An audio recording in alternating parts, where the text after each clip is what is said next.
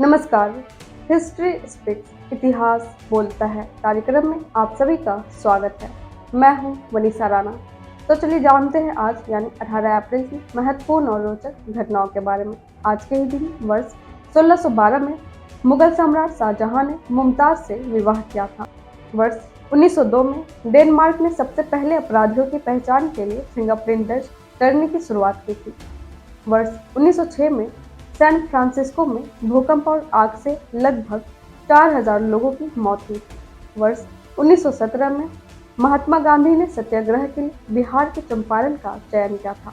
वर्ष 1923 में यानके स्टेडियम, जो ब्रॉक्स न्यूयॉर्क में है, का उद्घाटन हुआ था। वर्ष 1930 में सूर्य सेन, जिन्हें मास्टर दा भी कहते हैं, और भारतीय रिपब्लिकन आर्मी ने चटगांव सशस्त्रागार पर हमला किया था।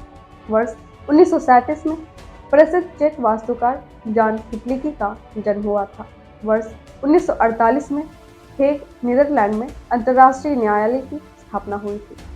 वर्ष 1950 में विनोबा भावे ने तेलंगाना के पचमपल्ली गांव से भूदान आंदोलन की शुरुआत की थी।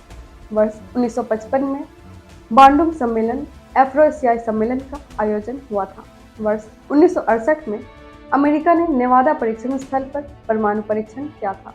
वर्ष 1971 में भारत का पहला जंबो जेट बोइंग 747 मुंबई पहुंचा। इसका नाम सम्राट अशोक रखा गया था। वर्ष 1978 में नई दिल्ली के निर्माता शोभा सिंह का निधन हुआ था। वर्ष 1991 में केरल को भारत का पहला पूर्ण साक्षर राज्य घोषित किया गया था। वर्ष 1994 में ब्रायन लारा ने टेस्ट क्रिकेट में एक पारी में 375 रन बनाकर विश्व रिकॉर्ड बनाया था। वर्ष 2008 में भारत और मेक्सिको ने नागरिक उड्डयन व ऊर्जा क्षेत्र में समझौते किए। वर्ष 2008 में ही पाकिस्तान ने भारतीय कैदी सरबजीत सिंह की फांसी 1 महीने के लिए टाली थी। वर्ष 2008 में ही अमेरिकी सुप्रीम कोर्ट ने घातक इंजेक्शन से मृत्यु दंड को वैध करार दिया था।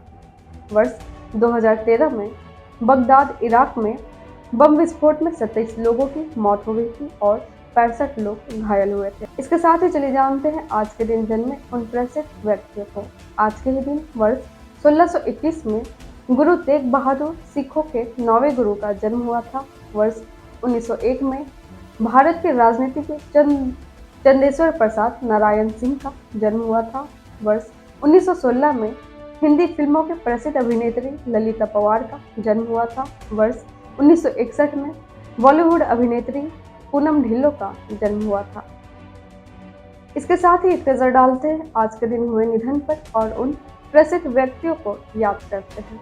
आज के ही दिन वर्ष 1859 में तात्या टोपे, प्रथम स्वतंत्रता संग्राम के प्रमुख क्रांतिकारी, का निधन हुआ था।